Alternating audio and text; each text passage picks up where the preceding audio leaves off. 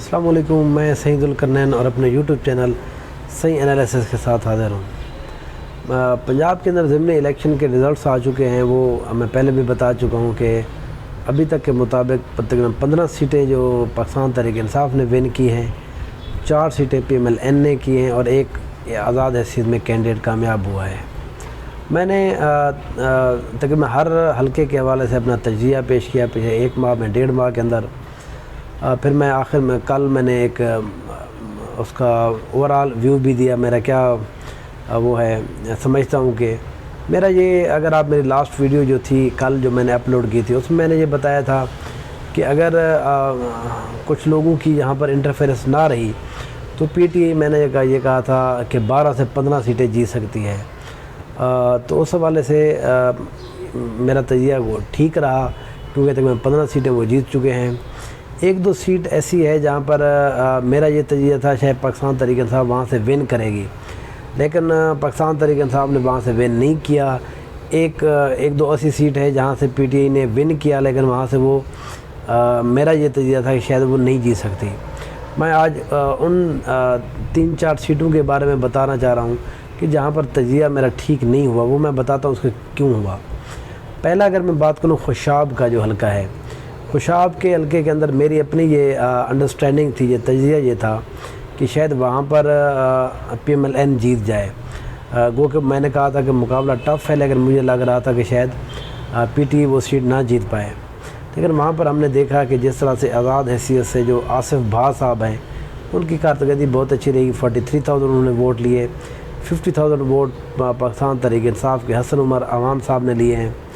تو میرا وہاں پر تجزیہ، دیکھیے یہ جو ہوا ہوتی ہے کسی بھی پارٹی کی کبھی بھی الیکشن کے اندر، وہ آپ کے سارے تجزیوں کو غلط ثابت کرنے کی صلاحیت رکھتی ہوتی ہے۔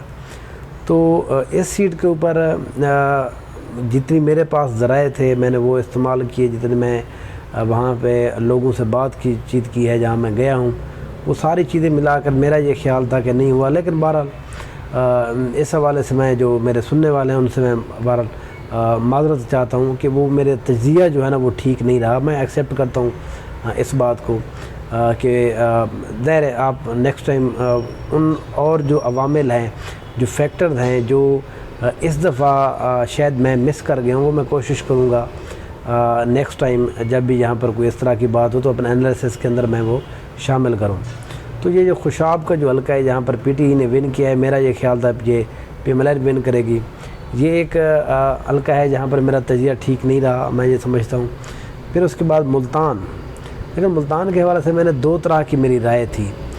ملتان کی جب میں پہلے جو اب میں نے اپنی ایک ویڈیو وہ کی تھی، ریکارڈ کرائی تھی، تو میں نے یہ کہا تھا کہ سلمان نعیم گو کے یہاں سے آزاد حیثیت میں کامیاب ہوئے ہیں، لیکن میں نے اس ویڈیو میں اپنا یہ کہا تھا کہ یہ ان کا ووٹ نہیں ہے جو آزاد حیثیت میں وہ گئے ہیں، کیونکہ یہ وہ ووٹ تھا جو PTI کا ووٹ تھا، کیونکہ آخر میں ٹکٹ ان کو نہیں ملا، اس لیے وہ جو ورکر تھا جو ینگ تھا، کیونکہ یہ خود بڑے ینگ ہیں شامو قریشی کے مقابلے میں، تو وہ ان کے ساتھ ان کی ہم آہنگی ہو چکی تھی، وہ جیل ہو چکا تھا۔ تو اس لیے کیونکہ PTI کا جو چیئرمین صاحب ہے ان کا بھی ظاہر عمران خان صاحب، ان کا بھی ایک ویو ہے نوجوانوں کے حوالے سے، تو یہاں پر جتنی نوجوان لوگ ہیں ان کا یہ خیال تھا کہ سلمان نعیم ظاہر PTI میں ہی شامل ہوں گے، تو انہوں نے بہتر سمجھا شامو قریشی کے مقابلے میں سلمان نعیم کو۔ تو اس لیے وہ اب یہاں کے بعد یہ ثابت ہوئی ہے کہ سلمان نعیم صاحب کا کوئی وہاں پر ووٹ بینک نہیں تھا، وہ ایک PTI کا ووٹ بینک تھا جس کی بنیاد پر وہ وہاں سے الیکشن میں کامیاب ہوئے تھے۔ کیونکہ اب ہم نے دیکھا ہے کہ تقریباً 50,000 ووٹ، تقریباً 48,000 ووٹ ملا ہے زین قریشی کو۔ اب یہ دونوں ایک جیسے ہیں ایک عمر کے حساب سے بھی، تو وہ بات میں نہیں رہی کہ ان میں سے کون نوجوان ہے، کون کس کو دینا چاہیے، موقع دینا چاہیے، وہ بات جہاں پر ختم ہوئی۔ پھر جہاں پر ثابت ہوا کہ اصل میں PTI کا ووٹ بینک ہے، نہ کہ جہاں پر سلمان نعیم کا تھا یا کسی اور کا تھا۔ یہاں پر اس سیٹ کے بعد میں یہ سمجھتا ہوں کہ یہ سب سے بڑا جو دھچکا لگا ہے پیپلز پارٹی اور PMLN کو، یہ ملتان والے سیٹ سے لگا ہے، کیونکہ یہاں پر یہ دونوں جماعتیں اس لیے مل کر لڑ رہی تھی کہ شامو قریشی کو کسی طرح سے کمزور کیا جائے۔ شامو قریشی کو کمزور کرنے کا ظاہر مطلب ہے کہ آپ پاکستان تحریک انصاف کو کمزور کر رہے ہیں ساؤتھ پنجاب کے اندر اوور آل بھی. تو اس لیے اس سیٹ کے اوپر شاہ محمود قریشی نے بہت اچھی کارکردگی دکھائی. زین قریشی نے یہ سیٹ ون کی 8000 سے. مجھے جو لگتا ہے اس سیٹ کے اوپر PMLN سلمان نعیم صاحب کچھ اوور کانفیڈنس سے، ان کا یہ خیال تھا کہ میں یہ سیٹ جیت جاؤں گا، پہلے بھی میں آزاد حیثیت میں جیتا تھا. تو یہ بات ان کو بہرحال ایک یہ کہتے ہیں کہ ان کے نقصان میں چلی گئی ہے. اس کے علاوہ اگر میں بات کروں تو ایک اور جو سیٹ ہے وہ ہے ڈیرہ غازی خان کی. جو ڈیرہ غازی خان کی سیٹ ہے جہاں سے امجد فاروق کھوسا کے بیٹے الیکشن لڑ رہے تھے. میرا یہاں پر یہ پوائنٹ آف ویو تھا کہ امجد فاروق کھوسا شاید جیت جائیں گے.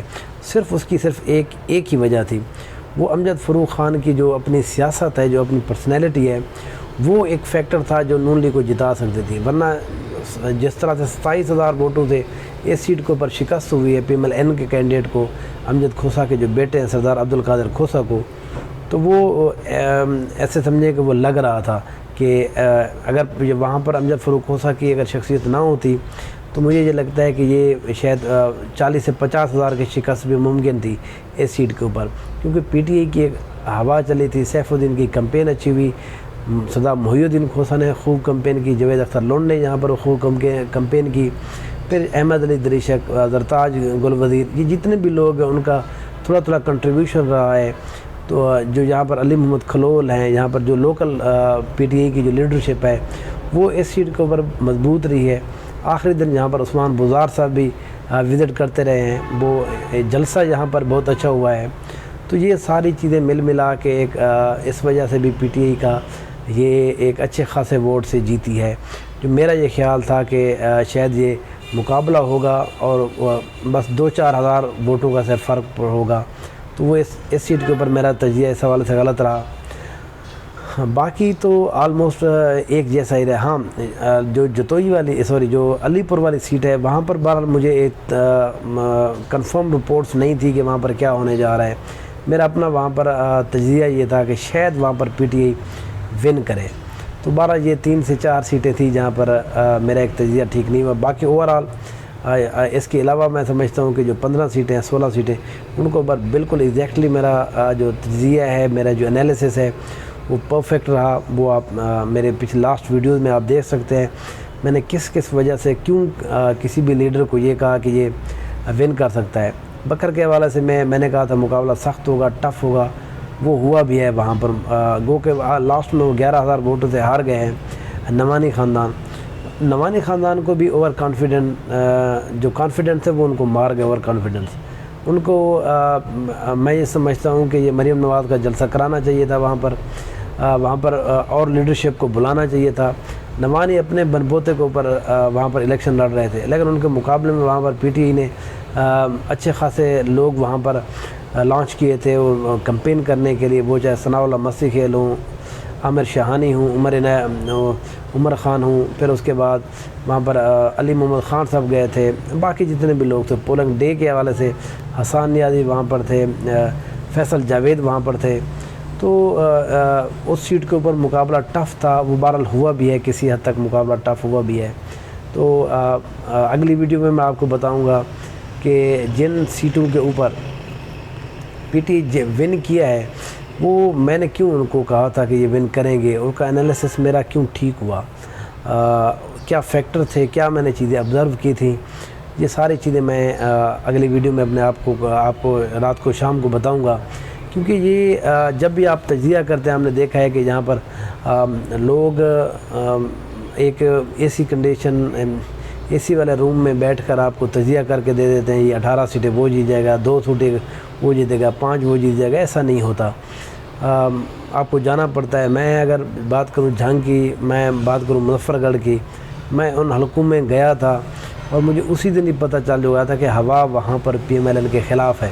وہ کہ وہاں پر بہت سے لوگ کہہ رہے تھے جی وہ بڑے مضبوط ہیں، فیصل جبوانہ ہوں یا مظفر گڑھ کے اندر عباس سلطان بخاری صاحب.